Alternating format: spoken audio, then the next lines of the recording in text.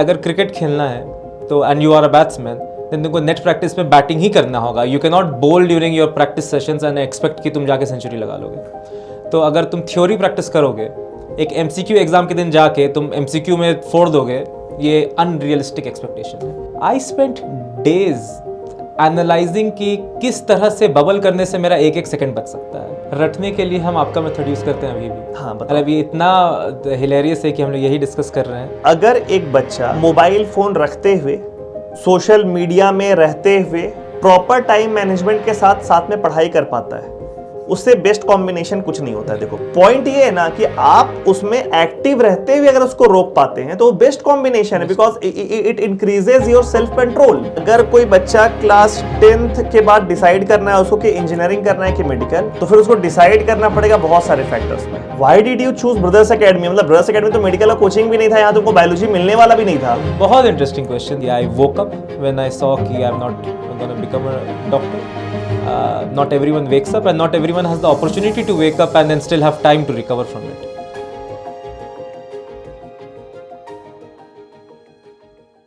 तुम्हारे बारे में पहले हम व्यूअर्स को कुछ बता देते हैं कि ब्रदर्स एकेडमी में जो मेरा फर्स्ट ईयर था उसमें शाश्वत पास आउट बैच में आया था.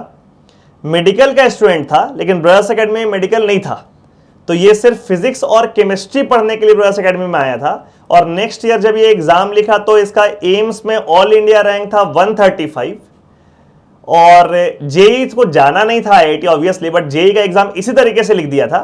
और जेई मेन में सिर्फ फिजिक्स और केमिस्ट्री के बलबूते इसका जो स्कोर था ये था 186 मार्क्स. यार आज 186 मार्क्स किसी बच्चे को आ जाए तो उसका परसेंटाइल अप्रोक्सीमेटली 99 परसेंटाइल होगा. और ये सिर्फ तुम फिजिक्स और केमिस्ट्री के बलबूते लाया. अगर मैथ्स तुम्हारा रहता मेन सब्जेक्ट और तुम प्रिपेयर किया होता IIT जेई के लिए तो बहुत कंफर्टेबली 250 प्लस मार्क्स आया होता. थोड़ा ये वाला स्टोरी शेयर करो ना कि कैसे, क्यों जेई का एग्जाम तुम लिखा था और किस तरीके से एग्जामिनेशन दिया कि सिर्फ फिजिक्स और केमिस्ट्री से इतना नंबर निकल के आया. तो उस समय जब हम 12th में थे, मेरे पास physics, chemistry, maths and bio all subjects था, बट मेरा प्रायोरिटी था कि मेडिसिन में जाना है. बिकॉज हम जेई मेंस के एलिजिबल थे, फॉर्म भर दिए थे, सोचे थे एग्जाम तो दे देना चाहिए, इफ़ नथिंग एल्स प्रैक्टिस होगा. तो एग्ज़ाम दे दिया. तो एग्ज़ाम में हम फिजिक्स केमिस्ट्री बहुत अच्छे से अटेम्प्ट किए. मैथ्स मेरे को कुछ भी नहीं आता था बिकॉज मेरा सब्जेक्ट था लेकिन मेरा प्रिपरेशन बिल्कुल भी नहीं था. तो उसमें हम सिर्फ कुछ ऐसे ही रैंडम अटेम्प्ट्स करके आ गए एंड मैथ्स में 10 मार्क्स आया था. बट फिजिक्स, केमिस्ट्री और मैथ्स मिला के फाइनली में आई एंडेड अप विद 186 मार्क्स. कोई भी बच्चा चाहे वो इंजीनियरिंग करना चाहता हो या मेडिकल करना चाहता हो, क्लास 12 का एग्जाम लिखा है और वो कंफ्यूज्ड है कि मेरे को ड्रॉप लेना चाहिए या मेरे को एडमिशन्स लेना चाहिए. अब मेडिकल में क्या है ना कि नंबर ऑफ सीट्स कम है, बट इंजीनियरिंग में रिलेटिवली नंबर ऑफ सीट्स ज़्यादा है. तो अगर मान लो दोनों बच्चे को कलेक्टिवली तुमको सजेस्ट करना हो अपना पॉइंट्स के अकॉर्डिंग कि भाई तुम्हारा सिचुएशन अगर ऐसा है, ऐसा है, ऐसा है तो ड्रॉप लो, अदरवाइज मत लो, तो तुम्हारे अनुसार वो कौन कौन सा पॉइंट रहेगा एक बच्चे को सोचने के लिए अगर वो ये डिसाइड करना चाह रहा है तो बहुत डिफिकल्ट क्वेश्चन है. हाँ. हर पर्सन के लिए एक इंडिविजुअल डिसीजन है. सबसे बड़ा तो चीज़ ये देखना है कि अभी क्या कॉलेज मिल रहा है and what do you reasonably expect next year क्या मिलेगा. कि तुमको खुद से पूछना है क्या कमी रह गई थी इस साल, क्या प्रिपरेशन टाइम कम रह गया था इसलिए ख़राब हुआ, या नहीं यू डिड योर बेस्ट, तुमने बहुत पढ़ाई की, तुमने सब कुछ किया और इतना ही हो पाया. सबसे बड़ा चीज़ है ये पूछना है कि what will this 1 year do to me, कि इस 1 साल में मेरे को क्या टारगेट है और मेरे को रैंक ये इम्प्रूव करने में क्या बेनिफिट होगा. और रैंक इम्प्रूव करके भी मेरे कॉलेज में या मेरे सीट में जो फाइनल डिफरेंस आएगा, what difference will it make in the long term. Exactly. तो ये सबसे बड़ा चीज़. मेरे को ऐसा लगता है कि अगर कोई बच्चा ये रियलाइज़ करे या ये उसको अपना 2 साल के बारे में याद करके लगे कि हम अपना बेस्ट दिए थे, हम अपना 100% दिए थे, मेरा यही औकात था अब मेरे हार्डवर्क का, लिटरल मीनिंग में अगर बात किया तो मेरा यही था, फिर उसको जो भी रैंक है ना उसको एक्सेप्ट करना चाहिए, उसको ड्रॉप नहीं करना चाहिए. बिल्कुल 100%. अगर तुमने अपना 100% दिया, हर इंसान का एक प्लेटो आ जाता है. Exactly. अगर तुमको लगता है कि ये मेरा प्लेटो था और ये रीजनेबल है कि अगर हम अगला बार भी कर लेंगे इतना ही होना है, डोंट ड्रॉप. कितना भी रैंक है, कोई भी कॉलेज है, डोंट ड्रॉप. हाँ, जैसे हम अपना जर्नी बताते हैं. When I was in class 11 अक्टूबर तक तो मेरे को IIT जेई के बारे में कुछ पता ही नहीं था. तो हम प्रिपरेशन स्टार्ट ही किए थे अक्टूबर से, बट हम स्टार्ट करने के बाद भी ऐसा नहीं कि दिन रात एक कर दिए थे. क्या था ना, वो अवेयरनेस नहीं था। अवेयरनेस किस चीज का डिफरेंस कि थ्योरेटिकल बेस्ड एग्जामिनेशन और एप्लीकेशन बेस्ड एग्जामिनेशन में डिफरेंस मेरे को नहीं पता था। थ्योरेटिकल बेस्ड एग्जाम में क्या होता है ना, जैसे बोर्ड एग्जाम होता है, उसमें लास्ट के 1 मंथ में ही पढ़ाई करके अच्छा परसेंटेज लाया जा सकता है, बट एप्लीकेशन बेस्ड एग्जामिनेशन में आपको थ्रू आउट पढ़ना पड़ेगा, क्योंकि वो तो प्रैक्टिस का बात है। तो मेरे को वो सेंस नहीं था, तो हम बहुत आराम से पढ़ाई किए थे। तो मेरा ना 11th मोटा मोटी ऐसा मान सकते हो कि जितना एफिशिएंसी से पढ़ाई होना चाहिए था उसका 20-30% से हुआ था। 12th में थोड़े सीरियस हुए थे, बट 12th में तो काम भी ज्यादा होता है। तो हम जब क्लास 12 का एग्जाम लिखे and I got a rank of around 29,000 in JEE Main then AIEEE, तो देन आई रियलाइज्ड कि क्या ये मेरा, वही प्लेटू वाला बात, क्या ये मेरा मैक्सिमा था? नहीं यार, कैसे मैक्सिमा था? हम तो 11th के अक्टूबर में प्रिपरेशन स्टार्ट किया, उसके बाद भी ढेला ढेला पढ़ाई कर रहे हैं। मेरे को तो पता ही नहीं था कितना मेहनत का जरूरत है। मेरे को लास्ट में करेंगे हो जाएगा, हुआ नहीं। क्या इस साल हम ज्यादा एफर्ट डाल सकते हैं? ऑब्वियसली यस, और हम इनटू 2 डाल सकते हैं, ठीक है। देन आई डिसाइडेड कि नहीं, मेरे को ड्रॉप करना चाहिए, और नेक्स्ट ईयर उसी एग्जाम में my rank improve to 3,500 from 29,000। तो मेरे को लगता है कि ये डिसीजन बहुत इंपॉर्टेंट है बच्चे के लिए कि आप अपना कितना एफर्ट दिए। तुम अपना जजमेंट बताओ, 11th 12th में तुम्हारा क्या एफर्ट था, और उसके अनुसार तुमको क्या डिसाइड हुआ, क्या ये वो मेरा मैक्सिमा था या नहीं था? मेरा भी लगभग सेम स्टोरी था। 11th हम बिल्कुल नहीं पढ़ाई किए, बिल्कुल भी नहीं। मेरा रियलाइजेशन हुआ कि what am I doing with my life जब 11th का फाइनल एग्जाम हुआ। 11th के फाइनल एग्जाम में मेरा शायद इतना खराब आई थिंक 65 या 66% था ओवरऑल, एंड बायोलॉजी जो मेरे को डॉक्टर बनना था उसमें 55 मार्क्स था आउट ऑफ 100 जो 11th के फाइनल। वो एग्जाम वोक मी अप। एक दिन में नींद खुल गया कि 12th में आके कि what am I doing with my self. तो फिर हम सोचे पढ़ाई स्टार्ट करते हैं। ओके। अब जो इंसान 1 साल से पढ़ाई नहीं किया है वो एक दिन में you can not start from scratch, like it takes time. तो उस समय हम एक कोचिंग इंस्टीट्यूशन ज्वाइन किए, I will not name the coaching institution, and मेरे को बिल्कुल पसंद नहीं आया क्योंकि हमने 12th में ज्वाइन किया। They put me in a class where the students were not the best, the teachers were not the best, and it was a very regimented कि ये पढ़ना है, ऐसे करना है, इस समय आना है। बिल्कुल एक ड्रैकोनियन सिस्टम था कि ये करना है तुमको, जो हमने बोला यही करो। That did not suit well with me. तो 12th का भी पहला 3-4 months I did not study. Then unfortunately I fell sick during my class 12th। हम 1 महीने बहुत बीमार रहे, उसमें 1 हफ्ते हॉस्पिटलाइज रहे, मेरे को टाइफाइड हो गया था। तो इफेक्टिवली जो पढ़ाई स्टार्ट होती है, जो 100% एफर्ट डालना होता है, वो हम 12th के अक्टूबर से देना स्टार्ट किए थे, एंड रिजल्ट वैसे ही आया जो वैसा होना था। तो आई न्यू कहाँ कमी रह गई है, और मेरे को शुरू में ये भी रियलाइजेशन नहीं था कि किस अमाउंट ऑफ एफर्ट देना पड़ता है, कितना पढ़ना पड़ता है। क्योंकि हम मेरे घर में जैसे मेरी बहन को मैंने देखा था, उसको मिल गया, एंड मेरे को लगा सबको मिल जाता है कि इसके लिए पढ़ना पड़ता है। ये रियलाइजेशन तब हुआ जब रैंक नहीं आया। व्हेन आई सॉ कि मेरी इतनी मतलब जितना मैंने मेहनत किया था उसके बाद ये मेरा रिजल्ट आया है, और इस रिजल्ट में तुम डॉक्टर भी नहीं बन सकते हो, तब रियलाइज हुआ ओ मेहनत करने की ज़रूरत है। एंड फिर मेरे को तो ड्रॉप करना ही था क्योंकि कुछ मिल भी नहीं रहा था, और मेहनत तो बहुत रह गई थी कि बहुत बहुत बहुत जगह था मेरे पास एक्स्ट्रा मेहनत डालने का। तो जो भी बच्चा को ये रियलाइज हो कि मेहनत में बहुत जगह है, उसको डेफिनेटली ड्रॉप करना चाहिए। 2 एग्जाम्पल तो यही पर है हम भी है, तुम भी हो। मतलब मेरा रैंक 29,000 से 3,500 गया, तुम्हारा रैंक 18,000 से 135 गया। तो मतलब ड्रास्टिक इंप्रूवमेंट है। लेकिन हाँ, ये डिसीजन बच्चे का होना चाहिए डेफिनेटली। थोड़ा सा अपना जैसे 11-12 तुम शेयर किए अपना, तो इसमें क्या है ना, बहुत सारे बच्चे अभी क्लास 11th में, बहुत सारे बच्चे क्लास 12th में। तो एक एक करके दोनों को थोड़ा सा अपना वर्ड्स ऑफ विजडम शेयर करो कि उन लोगों को क्या करना चाहिए और क्या नहीं करना चाहिए। पहले 11th से शुरू करते हैं। 11th के बच्चों के लिए तुम्हारे पास क्या सजेशन है? सबसे पहला सजेशन है, कितने भी अच्छे स्टूडेंट हो, बिना मेहनत के कुछ नहीं होगा, एंड मेहनत needs to be targeted. You need to focus on the exam, you need to have a strategy कि एग्ज़ाम में तुमको क्या करने की ज़रूरत है और रैंक कैसे आएगा। MCQ एग्ज़ाम है तो MCQ बनाने का ज़रूरत है। सबसे बड़ा चीज़ है कि अगर क्रिकेट खेलना है तो and you are a batsman, then तुमको नेट प्रैक्टिस में बैटिंग ही करना होगा। You can not bowl during your practice sessions and expect कि तुम जाके सेंचुरी लगा लोगे। तो अगर तुम थ्योरी प्रैक्टिस करोगे, एक MCQ एग्ज़ाम के दिन जाके तुम MCQ में फोड़ दोगे, ये अनरियलिस्टिक एक्सपेक्टेशन है।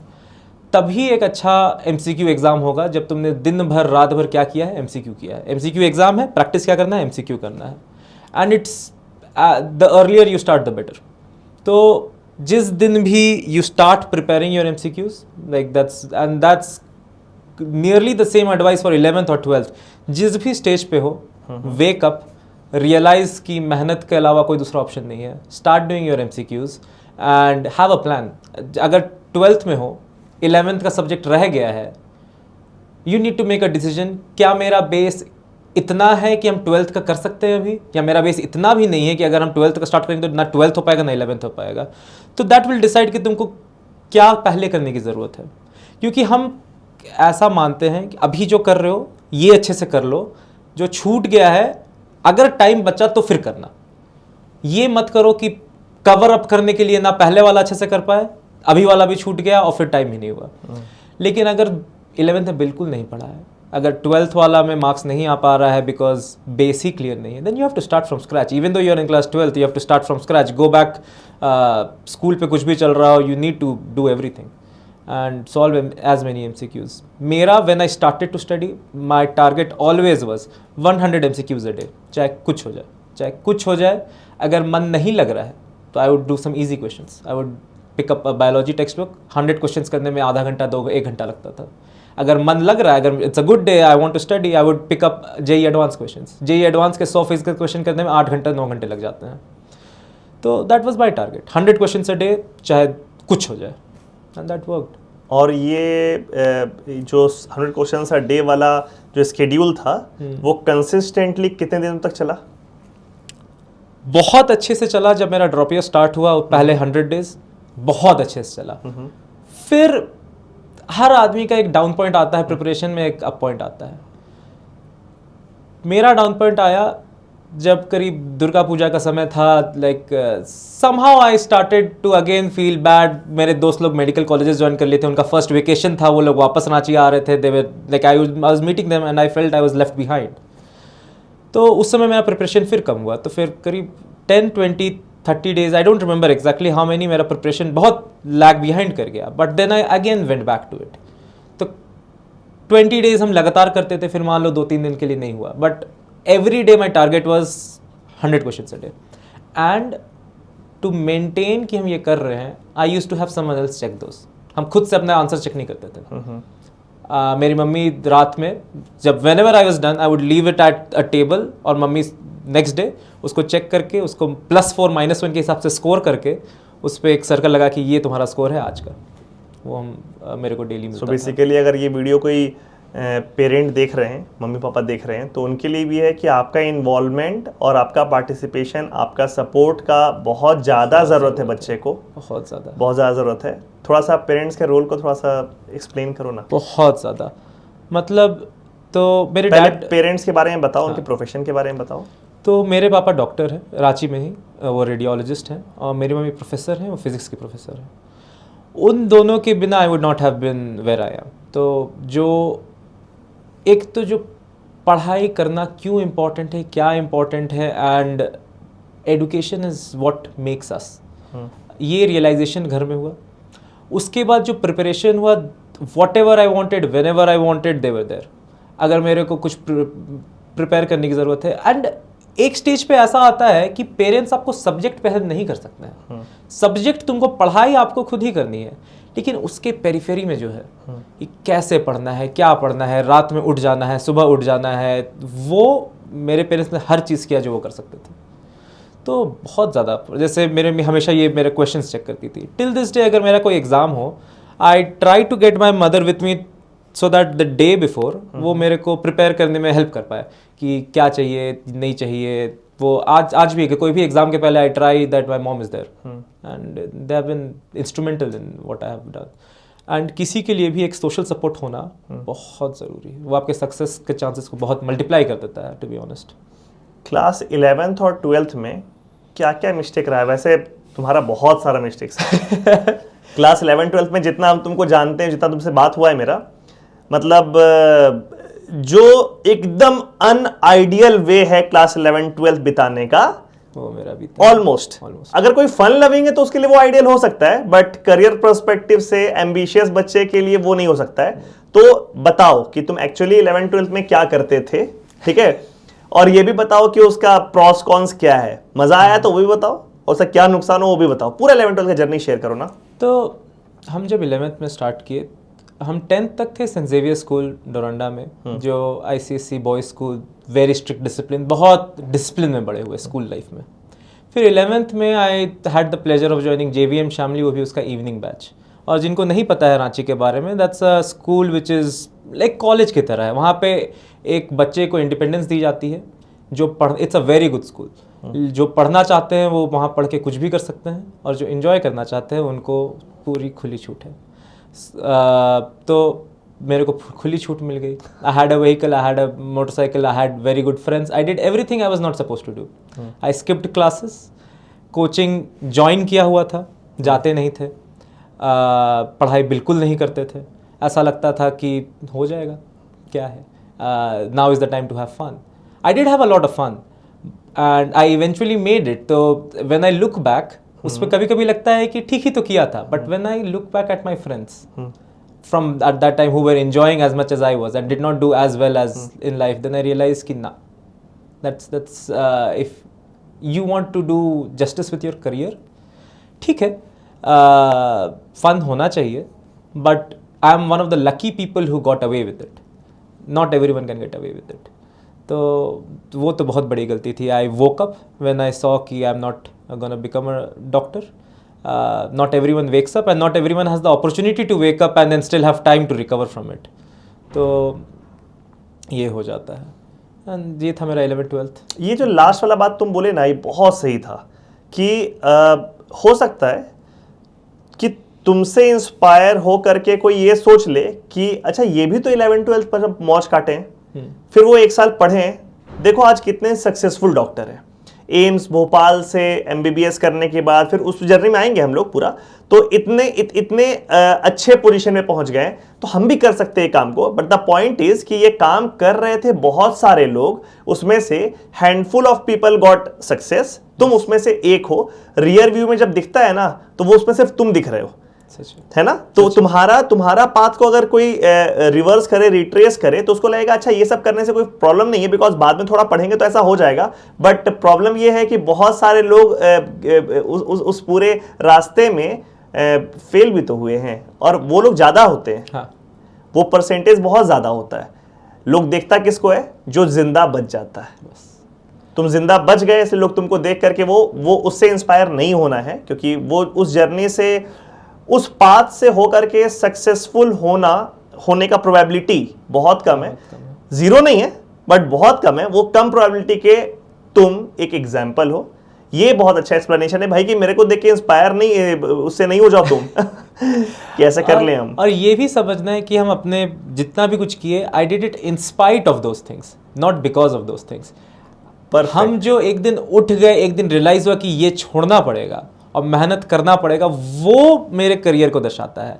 ये तो I could have done more, maybe I could have gone to a better institution, I could have done more in life if I had not done those things. I don't know and we'll never know. Those are lost years. And some people can recover from those lost years, some people cannot, and don't try. Like मेरा वो मानना है कि मज़ा आता है, but that's not the way to proceed with your career. Perfect answer, कि तुम जहां भी हो वो उस 2 साल को वेस्ट करने के बावजूद हो, उस 2 साल को वेस्ट करने के वजह से नहीं हो। Yes. तो ये बहुत बड़ा बात है कि लोग तुम्हारे उस 2 साल के जर्नी से इंस्पायर्ड नहीं हो, बल्कि जो ड्रॉप ईयर में तुम एफर्ट डाले उससे इंस्पायर्ड हो। अब ड्रॉप ईयर का बात करते हैं, थोड़ा बच्चों को इंस्पायर करते हैं। ड्रॉप ईयर का पूरा स्केड्यूल बताओ अपना, क्या किए, क्या गलत किए, क्या सही किए, क्या अपने लिमिट्स को स्ट्रेच करके किए, क्या आउट ऑफ द बॉक्स सोचे, क्या मतलब एवरीथिंग। सबसे बड़ा चीज़ हम क्या किए जो मेरे को लगता है जो डिफरेंट था, जो पढ़ाई बहुत लोग करते हैं, मेहनत बहुत लोग करते हैं, रैंक सब कुछ ही लोगों का क्यों आता है? Have a strategy. अंधा मेहनत करने से नहीं होता, you need to have your work focused. आप it's like if you know physics, it's like a vector, you need magnitude and you need a direction. Direction सही होना चाहिए। जितना टाइम हम पढ़ाई में करते थे, उतना टाइम हम ये भी सोचते, दिन भर यही सोचते रहते थे, what am I doing wrong, what needs to improve on the method, not on the subject. Subject तो आप एक ही लिमिट तक पढ़ सकते हो, कि हम जो अपना नंबर ऑफ आवर्स लगा रहे हैं दिन में, 6, 7, 8, 10 घंटे जो भी लगा रहे हो आप, वो किस चीज़ पे लगा रहे हो और क्या बेटर लगा सकते हो। तो मेरा फ्रॉम दैट थिंकिंग मेरा आइडिया आया 100 questions a day, that was my strategy.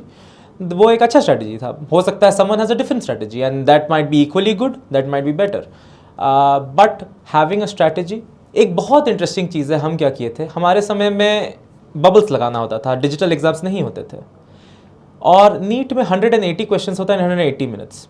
अगर आपको मैं एक MCQ का पेपर दे दूं और बोलो 180 क्वेश्चंस बबल करो, उस बबल करने में 10 मिनट निकल जाता है। That is 10 questions, that is 40 marks. 40 marks is 50,000 rank आज के डेट पे। वो 40 मार्क्स पे दुनिया पलट सकती है। आई स्पेंट डेज एनालाइजिंग कि किस तरह से बबल करने से मेरा एक सेकंड बच सकता है, and at the and like एक क्वेश्चन एक बार में करना है, या एक पेज एक बार में करना है, या एक सब्जेक्ट एक बार में करना है, बबल किस तरह से सर्कल करना है, हम उसको तक ऑप्टिमाइज किए थे। And I think I saved 2 to 3 minutes every exam, and 2 to 3 minutes is 2 to 3 questions which is up to 10 marks. और तुम जो लोग नीट एस्पिरेंट हैं या जेई एस्पिरेंट है, 10 मार्क्स में क्या रैंक बदल सकता है, ये देख लो, चेक करके देख लो कितना 10 मार्क्स में कितना रैंक बदल सकता है। तो you need to optimize these things, ये छोटी चीज़ें नहीं होती है। So this is how toppers are produced, कि किस माइन्यूट लेवल पे जा करके चीज़ों को एनालाइज करना, उसको ऑप्टिमाइज करना और उसको परफेक्शन की तरफ ले करके जाना। देखो, सक्सेस देख लेता है कोई और जज कर लेता है कि अच्छा इसके साथ ये वाला कंडीशंस फेवरेबल रहा होगा, चलो पढ़ाई अच्छा से कर लिया होगा, बट किस पॉइंट पे जा करके किस, मतलब ये तो गजबी थॉट था यार, कि बबल करने में 10 मिनट लगता है, तो किस तरीके से हम बबल करें, what is the procedure basically, a subject at a time, overall at a time, या हर सब्जेक्ट हर क्वेश्चन के बाद हम बबल करें, और बबल भी किस तरह से करें, ऐसे करें, ऐसे करके, मतलब एक एक चीज़ हम एनालाइज किए थे विद अ स्टॉप वॉच। शानदार। And it saved me 2 minutes, and 2 minutes is a long time during a NEET exam. 2 minute बहुत लंबा टाइम, मतलब हो सकता है अभी बच्चों को देख करके लग रहा है यार हम लोग का तो एग्जाम डिजिटल हो गया, ये सीख के हम क्या करेंगे। This is not about bubbling, this is about your thought process. Yes, this is about mindset. This is ये माइंडसेट है कि ऑप्टिमाइज कैसे करना है, एग्जाम में क्या बेटर करना है, क्या चेंज करना है, क्या तुमको डिफरेंशिएट कर रहा है। If it was easy everyone would do it, easy नहीं है तभी तो करना है। हाँ, परफेक्ट देखो कोई नहीं है, बट परफेक्शन के तरफ जाने का जो प्रयास है ना, वही तो अचीवर बनाता है। ये बहुत बड़ा एग्जाम्पल है, ये वाला जो OMR शीट भरने वाला एग्जाम्पल है, ये थॉट प्रोसेस का बात है कि 2 मिनट एग्जाम में या 3 मिनट एग्जाम में कितना क्रूशियल है, ये बहुत इंपॉर्टेंट है। मतलब इनफैक्ट हम एक बार एक अचीवर से बात कर रहे थे, इसी तरह की एक बात वो बोला था कि सर अगर किसी को हर आधे घंटे में पानी पीने का आदत है ना, तो वो थ्रू आउट एग्जामिनेशन 2 से 3 मिनट पानी पीते रह जाएगा। ठीक है, तो हम जब भी एग्जाम लिखते थे तो हम अपना उस तरीके से अपने आप को ट्रेन कर लिए थे कि वो 3 घंटा हम बीच में पानी नहीं पिएंगे, और हम कितना देर पहले हम पानी पिएंगे कि मेरे को वो 3 घंटे में वॉशरूम भी नहीं आएगा। वो इस तरीके से अपने आप को ऑप्टिमाइज किया जिस तरीके से वो एग्जाम में 3-4 मिनट निकाल पाए, और वो 3-4 मिनट डिफरेंस क्रिएट करता है, और ह्यूज डिफरेंस क्रिएट करता है, बहुत ज्यादा। लेकिन वो डिफरेंस तब क्रिएट करता है when a student is well prepared. अगर उसका प्रिपरेशन ही ढीला है, जिसका प्रिपरेशन ढीला होता है ना शाश्वत, वो 3 घंटे में ना 2 घंटे के बाद इधर उधर देखते रहता है क्योंकि सो ये ऑप्टिमाइजेशन ऑब्वियसली तुम्हारा थॉट प्रोसेस और माइंडसेट को दर्शाता है, बट इसका इम्पैक्ट उसी के साथ होता है जो सिलेबस को पूरा कंप्लीट करके वेल प्रिपेयर्ड जाता है। ठीक है, प्रिपरेशन के बारे में थोड़ा बताओ। जैसे तुम बोला 100 MCQs per day, this was part of practice application. ठीक है, तैयारी जब कोई बच्चा करता है, जैसे फिजिक्स केमिस्ट्री बायोलॉजी तुम्हारा है, इंजीनियरिंग के बच्चों को होता है फिजिक्स केमिस्ट्री मैथ्स। ठीक है, क्या प्रोसीजर है पढ़ाई करने का, कितना देर थ्योरी पढ़ना है, कितना देर क्वेश्चन करना है, क्या हर दिन 3 सब्जेक्ट पढ़ना है, या एक दिन में 2 सब्जेक्ट पढ़ना है, या 1 सब्जेक्ट पढ़ना है, ये सारा चीज जो है थोड़ा बाइफर्केशन बताओ। तो मेरा पढ़ने का तरीका इन अ वे यूनिक, जितने when I went to AIIMS I met everyone in AIIMS is achiever. तो हम ये चीज़ें बहुत अच्छे से डिस्कस की हैं लोगों से, और बहुत लोगों से मेरा एक्सपीरियंस रहा है कि सब लोग कैसे करते हैं, एंड हर एक इंसान के लिए एक अलग अप्रोच काम करता है। मेरा अप्रोच क्या था हम बता सकते हैं। फिजिक्स एंड केमिस्ट्री में थ्योरी हम क्लास में मन लगा के पढ़ते थे, क्लास में जो पढ़ाई हो रहा है बहुत मन लगा के सुनते थे, बहुत मन लगा के पढ़ते थे। And funny thing is, theory के लिए हम सिर्फ NCERT पढ़ते थे, कोई दूसरा फिजिक्स या केमिस्ट्री का किताब थ्योरी के लिए हमने नहीं पढ़ा। एनसीईआरटी पढ़ा और क्लास से पढ़ा। जो करते थे सिर्फ एमसीक्यू करते थे। एमसीक्यू के लिए I run out of books. There was a point कि मेरे पास बुक्स खत्म हो जाती थी कि हम कौन सा बुक पढ़े, क्योंकि अगर if you do 100 question a day 365 days में, दैट इज 36,500 क्वेश्चंस। कोई बुक में 4,000 क्वेश्चन ऊपर नहीं होता है, तो you'll run out of books at some point if you actually follow these things. तो थ्योरी के लिए मेरा ये रहता था, जैसे केमिस्ट्री स्पेशली हम ये बता सकते हैं, केमिस्ट्री की एनसीईआरटी बहुत अच्छी किताब है, उससे अच्छी कोई किताब नहीं है केमिस्ट्री के लिए। मेरे को तो ये लगता है, चलो फिजिकल केमिस्ट्री थोड़ा समझने में ज़्यादा डिफिकल्ट है, उसके लिए may be you need support with other books. Inorganic and organic chemistry NCERT के बाहर से ना क्वेश्चन आना है, और बहुत अच्छी किताब है, बहुत बहुत जितना भी हम बोले वो कम पड़ जाता है जो किताब है। फिज़िक्स एनसीईआरटी से समझ पाना थोड़ा डिफ़िकल्ट है, ये हम मानते हैं, लेकिन अगर समझ में आ गया, मतलब if you are capable of reading NCERT, which मेरे को बहुत अच्छी किताब लगती थी।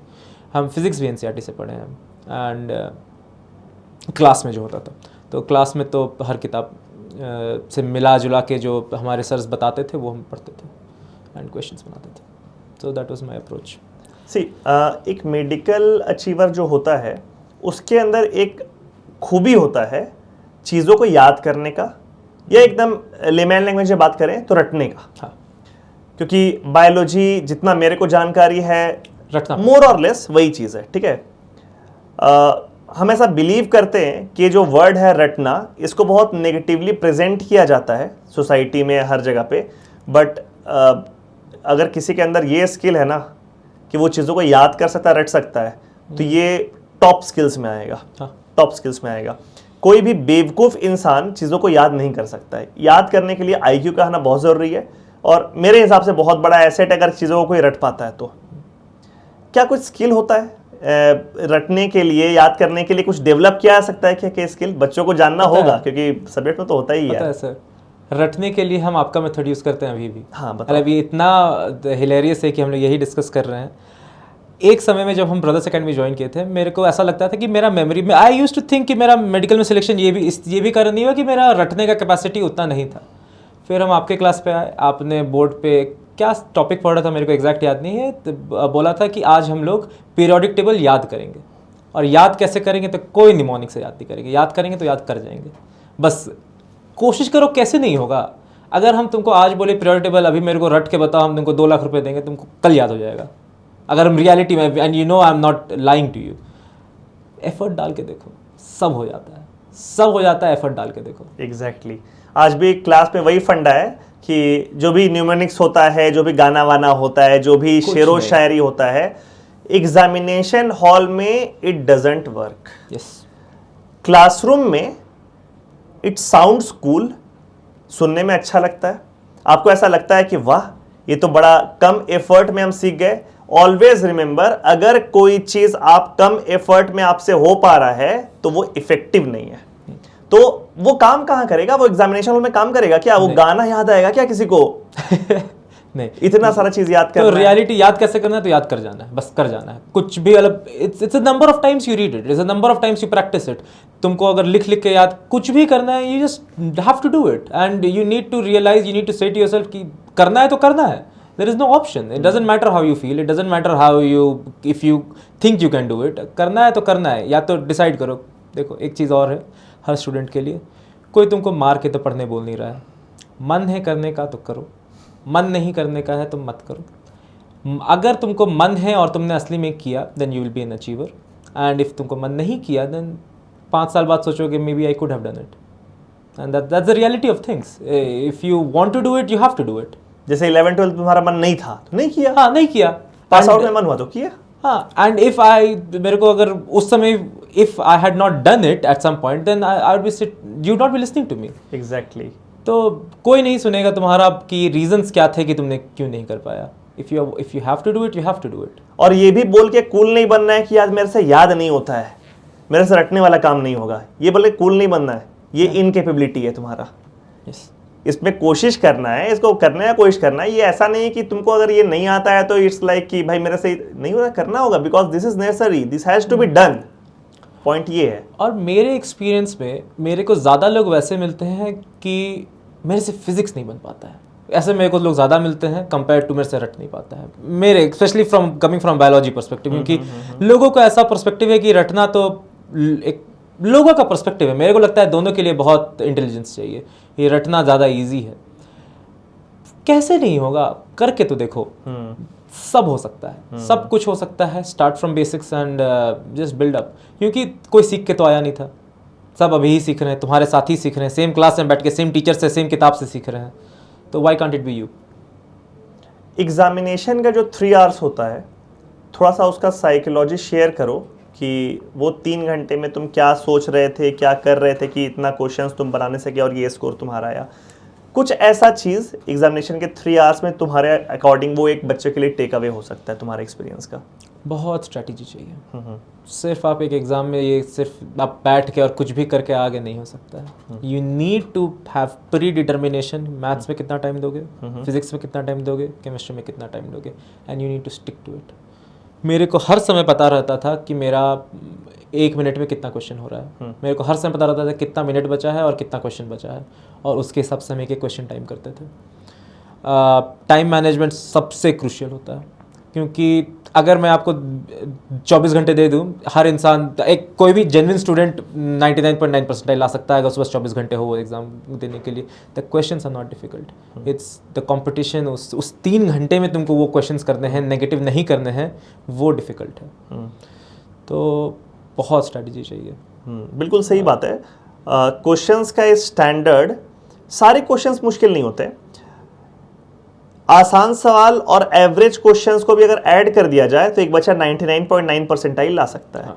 पॉइंट है एग्जामिनेशन टेम्परामेंट, किस तरीके से आप पेपर को अप्रोच कर रहे हैं। स्टेप मार्किंग तो है नहीं, नेगेटिव मार्क्स होना, डिसीजन मेकिंग, पता नहीं जितना सही किया उतना गलत कर दिया तो गलत नंबर, कितना नंबर खा गया आपका गलत क्वेश्चन, तो वो सारा चीज़ जो है एग्जामिनेशन हॉल का वो इंपॉर्टेंट है।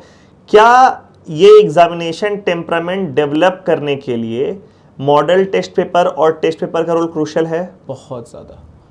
तो आई पर्सनली, हम बहुत ख़राब थे मॉडल टेस्ट पेपर देने में। मेरे को लगता था कि, एंड आई न्यू कि वो बहुत इंपॉर्टेंट है, बट मेरे से बस नहीं हो पाता था, क्योंकि अगर आप मॉडल टेस्ट पेपर एक क्वेश्चन बैंक की तरह दे रहे हो तो वो यूजलेस है। मॉडल टेस्ट पेपर तभी देना है जब आप 3 घंटे एग्जाम से लाइक सिचुएशन है बैठ के बिल्कुल जेन्युइन कैंडिडेट की तरह दो। No disturbance, no cellphone, no breaks, no बात करना बीच में। आप ब्रेक लेके मॉडल टेस्ट पेपर नहीं दे सकते हैं। मेरे से नहीं हो पाता था, तो फिर हम जेन्युइन टेस्ट देते थे। हमारे समय में ऑनलाइन टेस्ट तो नहीं होते थे ज़्यादा, अलग अलग टेस्ट सीरीज़ होती थी, ब्रदर्स अकेडमी की टेस्ट सीरीज़ होते थे, हम टेस्ट सीरीज़ बहुत ज्वाइन करके रखे थे। तो मेरे हर वीकेंड में, उस समय शायद एलन का टेस्ट सीरीज़ होता था, हर वीकेंड में सुबह एक नीट का पेपर होता था, शाम को एक एम्स का पेपर अलग से होता था, तो वो हम हर वीकेंड देते थे। तो मॉडल टेस्ट देना बहुत ज़रूरी है। और हम ये भी देखे हैं कि लोग नहीं देते हैं, और लोग ये नहीं देते हैं कॉन्शियसली या सबकॉन्शियसली, दे नो उनका प्रिपरेशन नहीं है, ख़राब मार्क्स आएगा, एंड इसलिए नहीं देते हैं। छुपने से नहीं होगा। जो एक मार्क्स तुमको एक मॉडल पेपर में आता है, एग्ज़ाम में ±5% उतना ही आता है। अगर एग्ज़ाम अच्छा चला गया तो 5% ज़्यादा आ जाएगा, एग्ज़ाम ख़राब चला गया तो 5% कम आएगा। बट वही रियलिटी है कि मॉडल पेपर में जितना परसेंट आ रहा है वही एग्ज़ाम में होना है, तो you need to keep giving them. Class 11th और 12th में तुम्हारा फ्रेंड सर्कल बड़ा था, बहुत बड़ा था, है ना? मस्ती वाला फ्रेंड सर्कल बहुत बड़ा था। पास आउट में क्या था? बहुत बड़ा था। पास आउट में भी ये था। मेरा बहुत बट ये I did what ever I did in spite of this. बहुत बड़ा फ्रेंड सर्कल था, लेकिन एक तरह से वो सपोर्टिव भी था। ओके। और एक तरह से जब बात आई पढ़ाई करने को, तो फिर आई गेव अप एवरीथिंग। मतलब सब चीज़ छोड़ के, जो होता है छोड़ छाड़ के आप पढ़ने बैठ गए हो, वो हम पढ़ने बैठ जाते थे। मेरा मेंटालिटी क्या था, as long as I am doing what I am suppose to, my target for today, rest of the time TV देख रहे हो कि मोबाइल कर रहे हो कि दोस्त के साथ, तो क्या फ़र्क पड़ता है। लेकिन you need to work hard. तो I could have done better, लेकिन यही साइकोलॉजिकली तो कोई इतना स्ट्रांग होना चाहिए ना कि हम इतना टास्क कर लेंगे, फिर हम मौज मस्ती करेंगे, और मौज मस्ती अगर करने के लिए जा रहे हैं तो हम इतने बजे वापस आ जाएंगे। या अभी के पर्सपेक्टिव में अगर बात करें तो आज मोबाइल फोन्स बहुत ज़्यादा घुस चुका है लाइफ में सबके, ठीक है? उस समय के अकॉर्डिंग अगर बात करो तो बहुत ज़्यादा घुस चुका है। हम लोग जब जिस समय का बात कर रहे हैं उस समय इंटरनेट फ्री नहीं था। इंटरनेट फ्री नहीं था, इंटरनेट था, यूट्यूब भी था, हाँ, लेकिन फ्री नहीं था। और कंटेंट का जो वॉल्यूम था वो अभी से बहुत ज़्यादा कम था, ठीक है, ये सब रील्स वगैरह तो कुछ था ही नहीं यार। तो आज के दिन में अगर एक बच्चा बैठ रहा है फ़ोन के साथ में, चाहे सोशल मीडिया के साथ या वेब सीरीज़ के साथ या गेम्स के साथ, तो साइकोलॉजिकली बहुत स्ट्रांग होना चाहिए कि मेरे को अगर हाफ एन आवर में वापस आना है पढ़ाई की तरफ तो वो आ पाए। बट मैक्सिमम बच्चे साइकोलॉजिकली स्ट्रांग नहीं है, तो उनके लिए क्या किया जाए, उनके लिए सजेशन क्या होगा? सजेशन क्या होगा, जैसे मेरा एक सजेशन रहता था कि I don't take a break from a break. मेरा क्या रूल था, अगर हम पढ़ाई कर रहे हैं, हमने यूट्यूब करने के लिए ब्रेक लिया, I can not go from YouTube करने का ब्रेक टू थोड़ा थोड़ा सा घूम के आते हैं ब्रेक। एक ब्रेक हो गया, यूट्यूब कर लिया 10 मिनट 20 मिनट आधा घंटे, फिर वापस पढ़ाई पे आना, हम उसके बाद खाना खाने नहीं जा सकते हैं क्योंकि वो ब्रेक से ब्रेक हो गया। तो ये एक तरह का स्ट्रैटेजी था। ये स्ट्रैटेजी हर इंसान अपना बनाता है, लेकिन वापस तो पढ़ाई करने ही आना है। And I was a very time table person कि मेरे को हर रोज़ क्या करना है, अगले एक हफ्ते का मेरे को कि आज मेरे को ये पढ़ना है, कंप्लीट करना ही था, चाहे कुछ हो जाए, दुनिया में कुछ हो जाए। I will not sleep, I will not do whatever, but वो कंप्लीट करके ही मेरे को दिन करना है, वरना it was an unsuccessful day in my opinion. Where did I have unsuccessful days? Yes, everyone does, कि कभी कभी नहीं मीट हो पाता था टारगेट, सबका होता है, लेकिन more days than none I used to complete my target. And वो है, as long as you need to know what needs to be done, and बाकी टाइम तुम जो चाहे करो। मेरे को ऐसा लगता है ना इसमें कि अगर एक बच्चा मोबाइल फ़ोन रखते हुए, सोशल मीडिया में रहते हुए और उस चीज़ को एंजॉय करते हुए प्रॉपर टाइम मैनेजमेंट के साथ साथ में पढ़ाई कर पाता है, उससे बेस्ट कॉम्बिनेशन कुछ नहीं होता है। देखो बेस्ट हम इसलिए बोल रहे हैं ना, बिकॉज हम तेरे को बताते हैं अपना एक्सपीरियंस कि थोड़ा पहले चल जाते हैं, जस्ट कोविड का एंड का बात है, हम लोग थोड़े फ्री भी थे, घर में बैठे हुए थे, लॉकडाउन चल रहा था, ऑनलाइन क्लास चल रहा था, तो ऑनलाइन क्लास अपना ले लिया करते थे, बाकी टाइम तो घर पे है, ठीक है। तो टाइम थोड़ा सा ज़्यादा था उस समय हम लोग के पास, फ्री टाइम। तो उस समय क्या है ना कि मेरे को थोड़ा आदत पड़ गया वो सब रील्स वील्स देखने का, शॉर्ट देखने का आदत पड़ गया, ठीक है। और इस वजह से क्या हुआ, देखो मेरे पास समय है, वैसा नहीं है कि हमको कुछ काम करना है, but still I felt like waste, कि ये तो क्या कर रहे हैं हम, पिछले 1 घंटा से स्क्रॉल किए जा रहे हैं, क्यों कर रहे हैं हम? इससे अच्छा हम फैमिली के साथ थोड़ा टाइम स्पेंड कर लेते, इससे अच्छा हम कुछ और काम कर लिए होते। तो मेरे को थोड़ा सा अनप्रोडक्टिव लगा, थोड़ा सा उस माइंडसेट के हैं भी हम। तो क्या हुआ कि फिर हम जैसे रियलाइज़ हुआ ना, हम इंस्टाग्राम को अनइंस्टॉल कर दिए और 4-5 दिन तक उसको वैसे ही छोड़ दिए। फिर अब क्योंकि हम लोग पब्लिकली इन्वॉल्व हैं, तो बहुत दिन तक उसको वैसे छोड़ भी नहीं सकते हैं, मेरे को कुछ पोस्ट भी करना होगा और कुछ ये सब भी। फिर वापस जब इंस्टॉल किए तो अगले 3 दिन तक पहले से ज़्यादा देख रहे थे हम।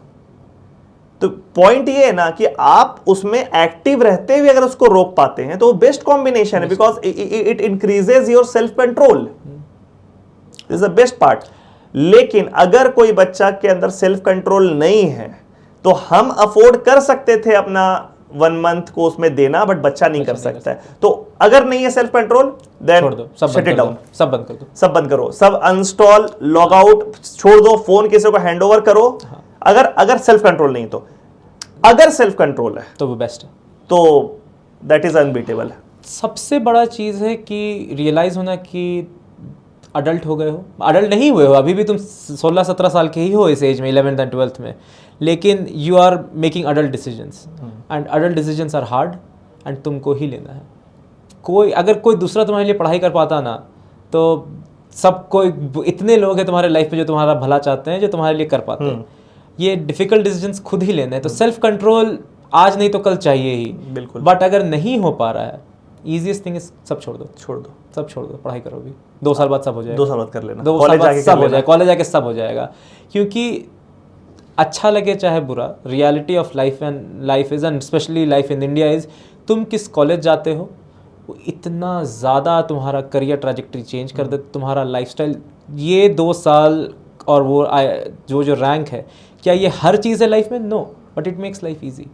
It will make, like, it will decide what car you drive, it will decide what vacations you take, it will decide what clothes you wear, what friends you hang out with, which city you are living in, her cheese decide करेगा depending on how you do in this exam। क्या तुम इस exam में ख़राब करने के बाद भी सब कुछ कर सकते हो? Definitely, but that will be a separate life, वो एक you will do it in spite of not doing well in this exam. ये बहुत क्रूशियल टाइम है और ये टाइम वापस नहीं आता है। इतना फेयर अपॉर्चुनिटी कि सब लोग का फेयर एग्ज़ाम है, कोई किसी को कोई एडवांटेज नहीं है, लाइफ में फिर नहीं मिलता है। लाइफ में उसके बाद हमेशा कुछ एक अनफेयर रहेगा, किसी को फ़ायदा रहेगा, किसी के फैमिली प्रिविलेजेस रहेंगे। ये ऐसा टाइम है जब सब कुछ फेयर है, बस कर लो। फ्रेंड सर्कल का क्या रोल है प्रिपरेशन में? है बहुत अच्छा। You need to have a rival. मेरे को ऐसा लगता है कि किसी को देख के ऐसा लगना चाहिए कि ये तो इससे तो ज़्यादा लाना है, होना चाहिए। और वो ऐसा होना चाहिए जो रियलिस्टिक हो। अगर तुमको उतना अच्छे मार्क्स नहीं आते हैं तो क्लास के टॉपर से वो राइवलरी नहीं करना चाहिए। किसी एक ऐसा करना चाहिए जो तुमसे 5-10% बेटर है और तुमसे थोड़ा सा बेटर रैंक ला रहा है, बट क्यों ला रहा है, आई think I can do better than that. और फिर जब उसको बीट कर दो तो फिर नेक्स्ट वाले पे टारगेट करो कि नहीं। तो एक राइवलरी की तरह तो होनी चाहिए। फ्रेंड सर्कल में भी पढ़ने वाले लोग होने चाहिए, लेकिन it's every man for himself. Friend circle कैसा भी हो, तुमको अगर पढ़ना चाहते हो तुम पढ़ाई कर सकते हो। ये जो तुम बोले ना राइवलरी वाला बात, इससे मेरा एक एक्सपीरियंस है। हम जिस स्कूल में अपना 10th किए हैं, मतलब उसी स्कूल में हम KG से लेकर के क्लास 10 तक थे, ठीक है। और उस स्कूल में from class 3 to class 10th हम हमेशा क्लास में रैंक 2 आए। हमेशा first term, second term, third term, final examination सब में रैंक 2 आए। और रैंक 1 जो आया था वो क्लास का टॉपर था, उसका नाम था शेखर सुमन। हमेशा रैंक 1 आया था। तो एक पॉइंट में 6-7 तक पहुंच गए तो मतलब हम कितना भी ट्राई कर रहे थे ना शाश्वत, हम फर्स्ट नहीं आ पा रहे थे, हम सेकेंड ही आ रहे थे। तो फिर क्या है ना कि सब लोग बोला भी, घर पे भी सब लोग बोल रहा है, या मेरा जो क्लोज फ्रेंड था वो लोग बोला कि यार देखो अब क्या है ना, अब सिस्टम बायस्ड हो चुका है। पिछले 5-6 साल से सिस्टम भी बायस्ड हो चुका है। फर्स्ट तो देखो शेखर ही आएगा, वो बायस्ड है। हम इस चीज को बिलीव भी करने लगे, जबकि ये बात गलत था। वो बेहतर था इसलिए फंस रहा था, बस हम इसको बिलीव करते थे। फिर सब मेरे को बोला ना क्लास 10th में कि बोर्ड एग्जाम जो है वो अनबायस्ड पेपर करेक्शन होगा, ठीक है। तो बोर्ड एग्जाम में तुम ट्राई करो। और बोर्ड एग्जाम में मेरा जो एफर्ट हम डाले थे बोर्ड एग्जाम में, उसका 1% रीजन ये भी था कि मेरे को शेखर को पीछे करना है। फॉर्चुनेटली बोर्ड एग्जाम में हम शेखर को पीछे किए, शेखर सेकंड आया, हम फर्स्ट आए। तो ये राइवलरी वाला बात जो है ना, ये मोटिवेशन तो देता है यार, मोटिवेशन देता है। अगर शेखर नहीं होता ना, अगर मान लो हम क्लास में फर्स्ट हो रहे होते तो हम फिर क्लास 10 के बोर्ड एग्जाम में शायद मेरा परसेंटेज कुछ कम हो गया होता, लेकिन वो राइवलरी का फायदा तो हुआ। चलो तुम्हारे कॉलेज लाइफ पे आते हैं अब, ठीक है। प्रिपरेशन का बहुत बात हो गया। अब बताओ, तुम गए 2015 में तुम गए एम्स भोपाल, 5 साल वहां पे MBBS किए। बताओ कॉलेज का लाइफ कैसा था? बहुत अच्छा लाइफ था। तो एम्स भोपाल एक नया इंस्टीट्यूशन था उस समय, 2012 में एम्स भोपाल खुला है। एंड सेंट्रल गवर्नमेंट ने क्या फैसिलिटी बनाई है, मतलब वॉट एवर यू वांट है। वो हॉस्टल नहीं, होटल है। तो brand new hotel 6th floor पे था, with personal balcony, personal rooms, AC, इतना अच्छा हॉस्टल लाइफ था।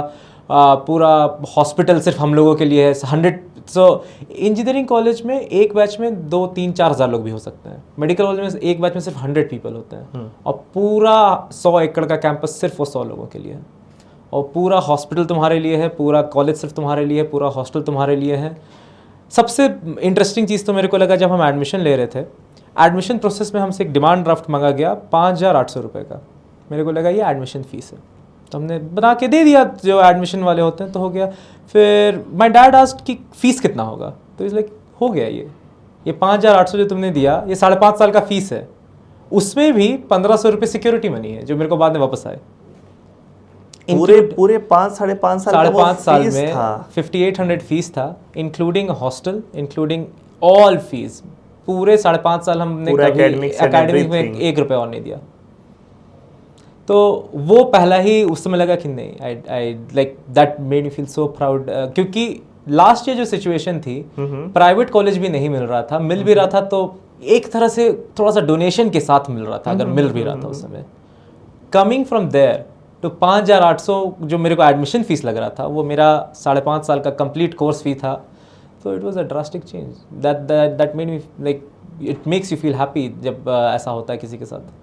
साथ में ब्रांड वैल्यू साथ में ब्रांड वैल्यू और एम्स तो एम्स है. जैसे हाँ मतलब जैसे हम तो पूरा रिलेट करेंगे कि AIIMS for a doctor is like getting a top branch in a top IIT. It's not just IIT, सब very like old IIT. Old IIT जो 7 पुराने वाले आईआईटी और उसमें अच्छे ब्रांच. ठीक है. क्या चेंज होता है एक स्टूडेंट के लाइफ में जब वो एम्स में इंटर करता है और फिर बाहर के वर्ल्ड को देखता है? तो बहुत इंटरेस्टिंग था क्योंकि जो 100 लोग थे क्लास में, सबसे खराब वाले का भी जो लास्ट रैंक था उसका भी रैंक शायद 1400 ऑल इंडिया रैंक था.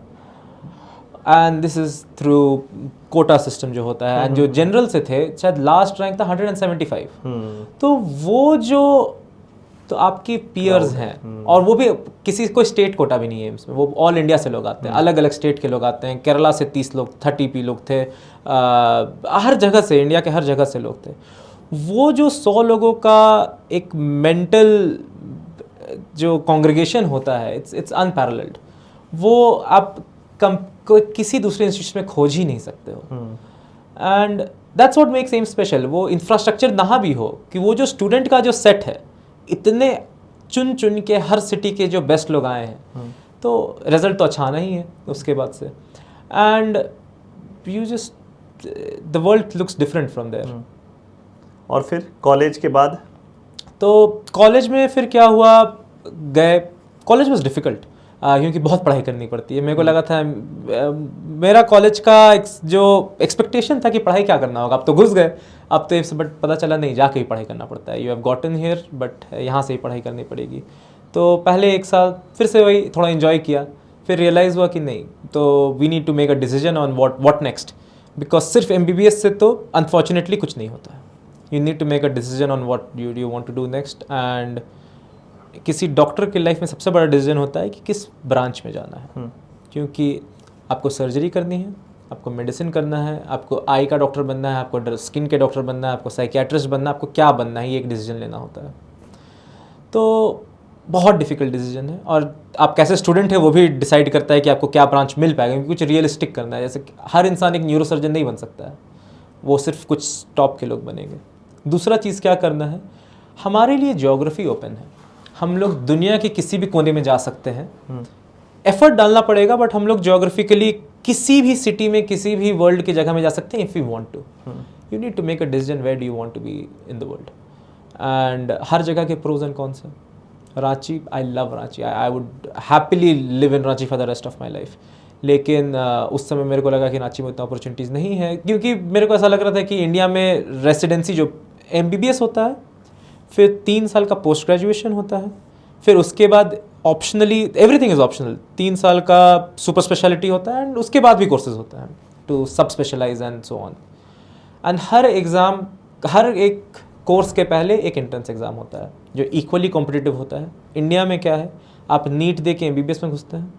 फिर एक एग्ज़ाम होता है called NEET PG, equally competitive. उसको भी 2 लाख लोग देते हैं. एंड एक अच्छे सीट लेने के लिए आपको 5 से 10 हज़ार रैंक चाहिए. और ये सारे डॉक्टर्स जो दे रहे हैं. उसके बाद आप 3 साल के कोर्स में जाते हो. फिर एक एग्ज़ाम होता है नीट सुपर स्पेशलाइजेशन. वो अगर देते हो, उसमें अगर अच्छी रैंक आती है तो आपको अच्छा कॉलेज मिलता है. दूसरा ऑप्शन होता है get out of the country. US है, UK है, जर्मनी है, ऑस्ट्रेलिया है, न्यूजीलैंड है. हर कंट्री ओपन है, हर कंट्री के अपने प्रोज एंड कॉन्स है. मेरा डिसीजन हुआ US जाना चाहिए क्योंकि मेरे एक्सपीरियंस में US हेल्थ केयर सिस्टम अभी वर्ल्ड का बेस्ट हेल्थ केयर सिस्टम था. तो बहुत एफर्ट लगता है US जाने में, थोड़ा खर्च भी होता है. और एफर्ट सबसे ज़्यादा, जितने ये मैंने ऑप्शंस बताया, सबसे ज़्यादा एफर्ट लगता है US जाने में. But the fruits of the labour are also very big. तो सेकेंड ईयर ऑफ MBBS से ही मेरा स्टार्ट हो गया कि ये प्रोसेस स्टार्ट करना है. तो उसका 3 एग्ज़ाम होता है. USMLE नाम का एग्ज़ाम है, 1, 2 एंड 3. एक इंग्लिश का पेपर होता है. आपको रिसर्च करना होता है. आप रिसर्च पेपर पब्लिश करना पड़ता है आपको किसी पीयर रिव्यूड जर्नल में. US में जाके क्लिनिकल एक्सपीरियंस लेना पड़ता है. वहाँ पे जाके काम करना पड़ता है कुछ दिन टू गेन सम एक्सपीरियंस. फिर वो पूरे CV के साथ आपको अप्लाई करना पड़ता है. आप इंटरव्यू देते हो. फिर अगर वहाँ के जो HOD आपका इंटरव्यू लेते हैं, उनको अगर आप पसंद आते हो तो फिर वो आपको सिलेक्ट करते हैं. तो ये पूरा प्रोसेस होता है. तो वो मैंने किया और finally I ended up in New York with internal medicine as my speciality and I am doing it right now. I am my second year, जो 3 साल का पूरा कोर्स है, अभी हम सेकेंड ईयर में हैं। So And it's been great. You have been studying since, मतलब proper as like कि मेडिकल स्टूडेंट का जो तुम्हारा जर्नी था वो शुरू हुआ 2015 में when you got admission in AIIMS Bhopal, ठीक है, आफ्टर योर जो भी एम्स का एग्जाम हुआ प्रिपरेशन के बाद, तो 2015 अभी है 2025, so you have been studying medicine for the last 10 years, और अभी 2 साल और बाकी है ना? अभी 1 साल एटलीस्ट और बाकी है, उसके बाद सुपर स्पेशलाइजेशन करना ऑप्शनल होता है। I am still making a decision on it. लग रहा है कि मेरे को नहीं करने का मन है, क्योंकि एट सम स्टेज एक ऐसा आता है कि you know what, I don't want to, तो I am at that stage I think. And दूसरा चीज़ क्या है, finances also comes in play. हम लोगों का सबसे अच्छा चीज़ है ये, जितने पढ़ाई होते हैं कुछ पैसा नहीं लगता है। जैसे माई MBBS का फीस वॉज 5800 फॉर 5.5 years। मेरा जो पोस्ट ग्रेजुएशन है मेरे को सैलरी मिलती है, तो ऐसा कुछ नहीं होता है कि मेरे को पैसा देना पड़ेगा। लेकिन आप वो 3 साल पढ़ाई करके आपका बाद में डिफरेंशियल क्या होगा, वो उतना फाइनेंशियल सेंस नहीं बन रहा है इन माई ओपिनियन। तो I call it a day after 1 more year। एक बच्चा जो अभी क्लास 10th का एग्ज़ाम लिखा है और उसको एक डिसीजन लेना है कि साइंस लेना पक्का है कि उसको इंजीनियरिंग का प्रिपरेशन करना चाहिए या उसको मेडिकल का प्रिपरेशन करना चाहिए। अब इसमें कोई ये बोल सकता है तुमको जिसमें इंटरेस्ट है वो करो। मैक्सिमम बच्चों को कुछ पता ही नहीं कि इंटरेस्ट कहाँ से आता है। इंटरेस्ट क्या होता है, कुछ जानकारी ही नहीं है उसको कि मेडिकल करना है कि इंजीनियरिंग करना है। उसको है कि भाई मेरे को बता दो, मेरे को गाइड कर दो, मेरे को क्या करना चाहिए। एक यहाँ पे कि इंजीनियरिंग अगर कोई बच्चा करता है तो 4 साल का बीटेक के बाद अगर वो चाहे कि मेरे को आगे पढ़ाई बिल्कुल भी नहीं करना है, तो भी वो अपना पूरा जीवन निकाल सकता है और बहुत कंफर्टेबली निकाल सकता है। हम तो निकाल ही रहे हैं 4 साल के बीटेक के बाद। लेकिन मेडिकल में मेरे को तुमको देख करके और जो भी मेरा जानकारी उसको देख करके लगता है कि भाई एटलीस्ट 9-10 साल का पढ़ाई तो करना ही होगा। 9 साल कम से कम 5.5 साल का MBBS और उसके बाद 3 साल का PG, और बीच में भी कम से कम 6 महीने का गैप हो ही जाता है from one course to other. कम से कम 9 साल आपको पढ़ना ही पड़ेगा। तो ये एक डिफरेंस है। क्या वर्थ इट है मेडिसिन पढ़ना, like more than double the effort as compare to engineering? और दूसरा एक और बात है, अगर कॉलेज के एफर्ट का बात करें तो इंजीनियरिंग कॉलेज से ज़्यादा एफर्ट लगता है मेडिकल कॉलेज में ड्यूरिंग MBBS और MD और एनीथिंग। तो क्या ये एक्चुअली उतना वर्थ इट है एक बच्चे को अगर वो पैशनेट नहीं है डॉक्टर बनने के लिए? तो मन होना एक सेपरेट चीज़ है। अगर आपको मन है डॉक्टर बनने का, आप डॉक्टर बनो। आपको मन है इंजीनियर बनने का, आप इंजीनियर बनो, वो एक अलग चीज़ है। Let's talk finances. ये बहुत इंपॉर्टेंट चीज़ है। ये बहुत क्योंकि people don't talk about it enough कि फाइनेंसेस का है। तो और दूसरा चीज़ है कितना मेहनत लगेगी। MBBS ज़्यादा डिफिकल्ट नहीं है करना, ठीक है, बहुत पढ़ना पड़ता है लेकिन हो जाता है। सब लोग कर रहे होते हैं, सब आपके सारे क्लासमेट सेम बोट में हैं, आप इंजॉय कर रहे हो, आप क्लास जा रहे हो, किसी भी एक रेगुलर कॉलेज की तरह होता है। फ्रीडम बहुत मिलती है। ये एक मेडिकल में है जो इंजीनियरिंग से बहुत डिफरेंट है। You are treated as an adult day 1। हमारा फर्स्ट लेक्चर हुआ था एक एनाटमी हॉल में with 10 dead bodies in the anatomy hall. तो आप डे 1 से you are treated as someone who will make life और डेथ डिसीजंस, एंड आपको एक मैच्योरिटी से डिफाइंड। आपको किसी भी मेडिकल कॉलेज में आपका हॉस्टल टाइमिंग, बाइक नहीं रख सकते हो, कार नहीं रख सकते हो, AC नहीं रख सकते हो, ये दिस इज अनहर्ड ऑफ। ये नहीं होता है हम लोग के। हम लोग आपको जो करना है कर सकते हो। इवन जैसे हमारा कॉलेज था girls hostel, boys hostel, 24 hours in out, campus का कोई टाइमिंग नहीं है।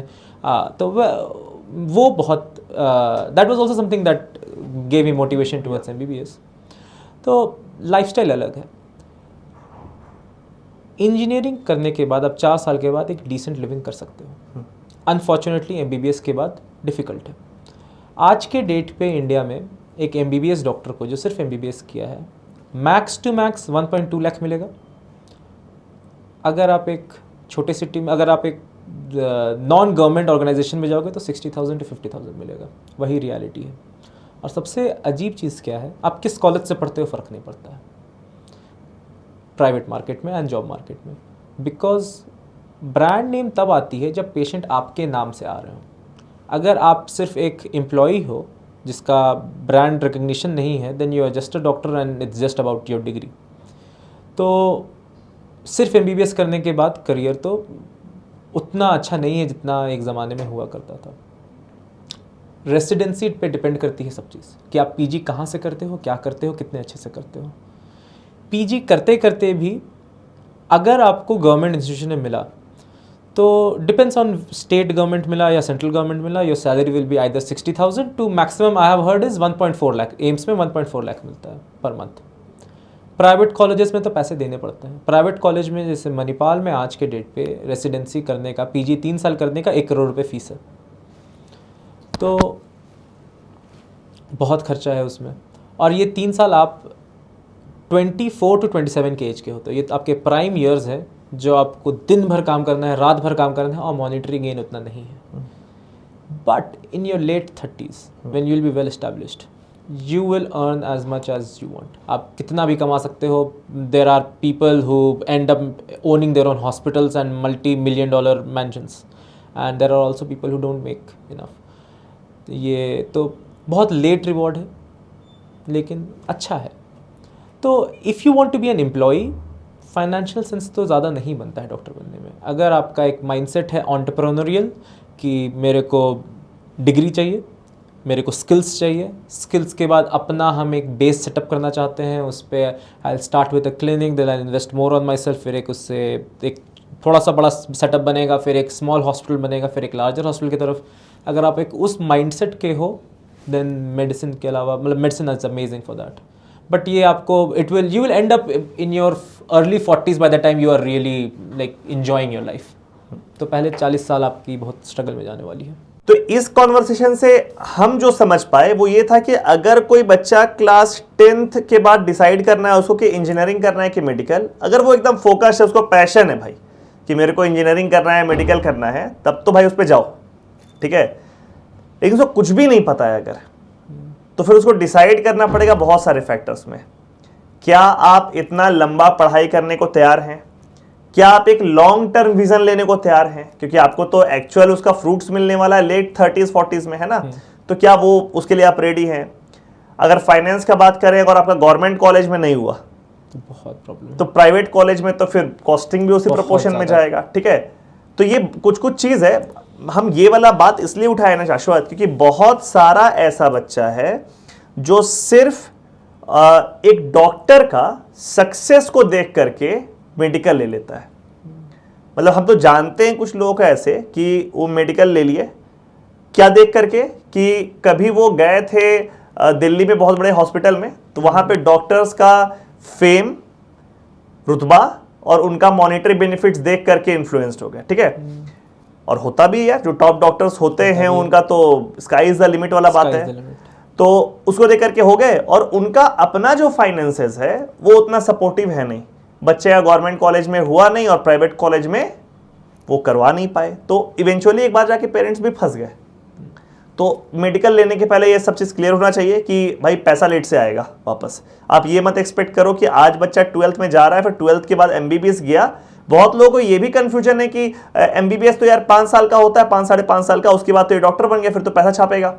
बट ऐसा बिल्कुल भी नहीं है। You have to study for 9-10 hours. तो 2 साल क्लास 11-12 मिनिमम साइड बात कर रहे हैं, और उसके बाद 10 साल और, मतलब 12 साल के बाद उसका आपको थोड़ा बहुत फल मिलना शुरू होगा, और जो एक्चुअल फल होगा वो और 10 साल के बाद मिलेगा।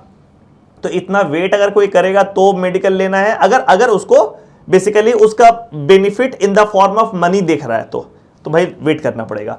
और फाइनेंसेस भी थोड़ा स्ट्रांग होना चाहिए अगर मेडिकल आप ले रहे हैं तो, ये चीज़ है।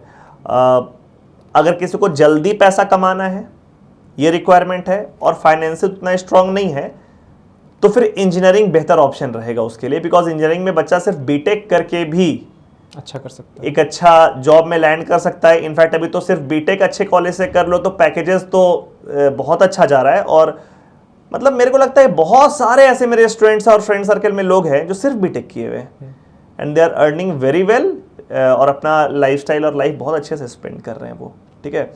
तो ये एक चीज़ है, इसमें कुछ और कमेंट करो। ये बिल्कुल सच है, क्योंकि अगर आप मेडिसिन कर रहे हैं, अगर आप एक डॉक्टर बन रहे हैं, एटलीस्ट टिल यू आर 30 पैसा तो नहीं कमाओगे। मतलब हो सकता है खुद को संभाल लो, हो सकता है उतना कमा लो, क्योंकि if you and up doing PG at a good college, जैसे अगर आप एम से PG निकाल लेते हो तो 1.4 लाख पर मंथ आएगा, जो कम तो नहीं होता है, मतलब ठीक है। बट आप ये सोच रहे हो कि आपने उतनी मेहनत की जो एक आईआईटी मुंबई वाला कर रहा है, एंड एक आईआईटी मुंबई का जो प्रोडक्ट है वो उस एज में आपसे 10 टाइम्स कमा रहा होगा। तो ये भी एक तरह से सोच के जाना है।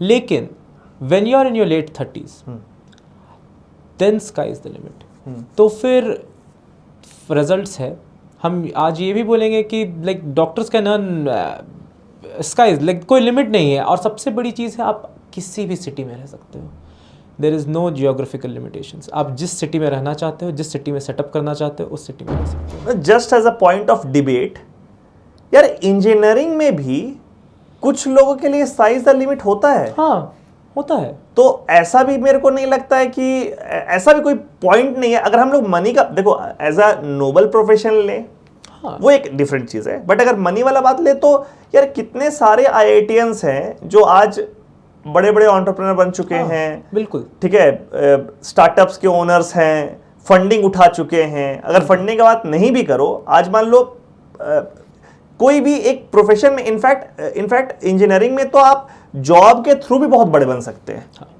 तो मॉनिटरी में ऐसा भी नहीं है कि मेडिकल में और इंजीनियरिंग में बहुत गैप हो जाएगा। ऑन एन एवरेज बहुत गैप नहीं है, नहीं होगा।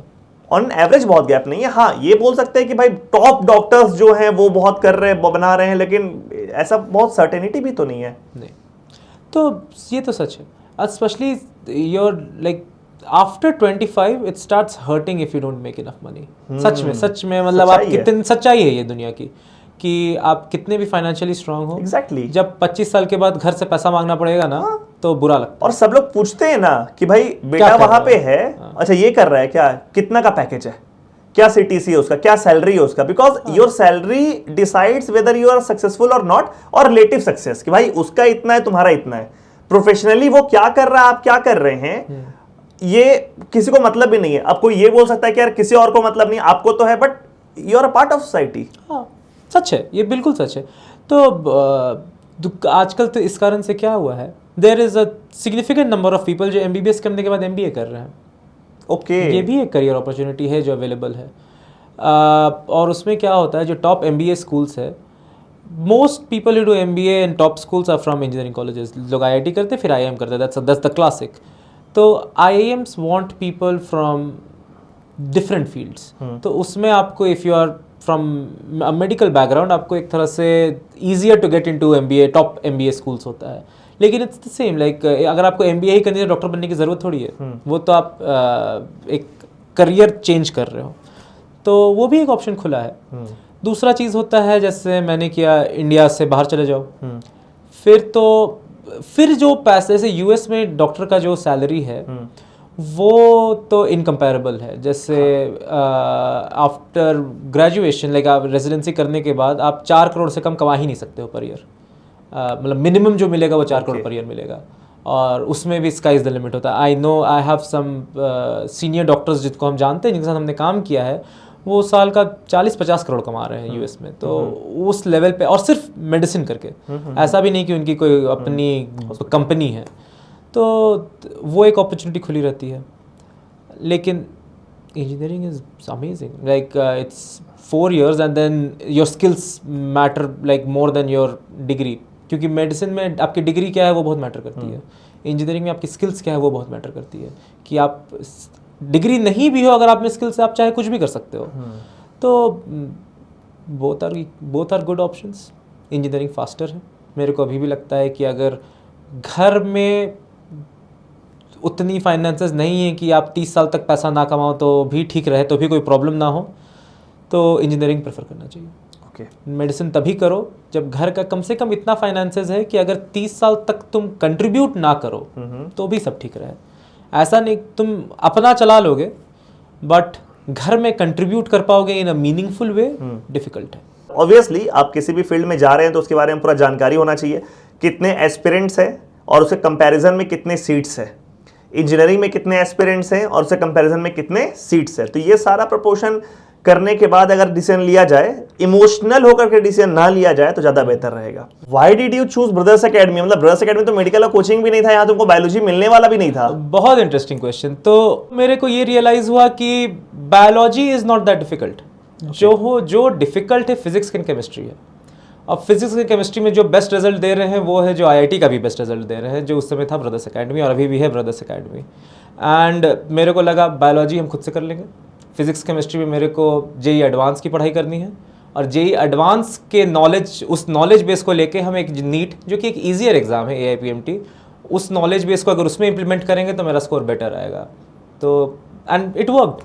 Thank you so much Shashwat, it was very nice conversation. मतलब मेरे को ऐसा लगता है कि एक होता है ना कि हम अपने स्टूडेंट्स के साथ बैठ के बात नहीं कर रहे हैं, हम एक ऐसे प्रोफेशनल इंडिविजुअल के साथ बात कर रहे हैं जिसका लाइफ का एक्सपीरियंस ठीक ठाक है। मतलब वो सिर्फ ऐसा नहीं कि सिर्फ प्रिपरेशन का बात करके हो गया या सिर्फ एक पर्टिकुलर टाइम फ्रेम में है या first year second year college का स्टूडेंट, तो वो कॉलेज से पास हुए भी it has been like more than 5 years, है ना, और 12th पास किए हुए लाइक 10-11 years। तो you have achieved a lot in your life, starting from your pass out batch and your AIMS examination, JEE examination, और उसके बाद इतना साल से सक्सेसिवली हर साल पढ़ाई करते रहना और अभी तक इतने एम्बिशियस होना कि भाई मेरे को आगे बहुत कुछ अभी करना है। अभी तो करियर का शुरुआत हुआ है, एज पर you like you are in your late 20s, so अभी तो तुम्हारा वो जो पीक आना है उस तो वो तो अभी बाकी है। तो I just wish on behalf of brothers academy की नेक्स्ट टाइम जब हम लोग मिलेंगे इन अ पॉडकास्ट लाइक मैनर, तो डॉक्टर शाश्वत केसरी, द डॉक्टर शाश्वत केसरी बन चुका होगा, ठीक है। और बस गुड विशेस है, और तो हम लोग क्या ही दे सकते हैं तुमको। और बाकी जो भी तुम अपना टाइम निकाले, बच्चों को जो भी सजेशन दिए, उसके लिए on behalf of all the student thank you so much. That means a lot sir. मेरे को तो whenever I come to Ranchi brothers academy आना तो मेरे लिए ज़रूरी ही है, क्योंकि I know what this academy has given to me and that can not be replaced.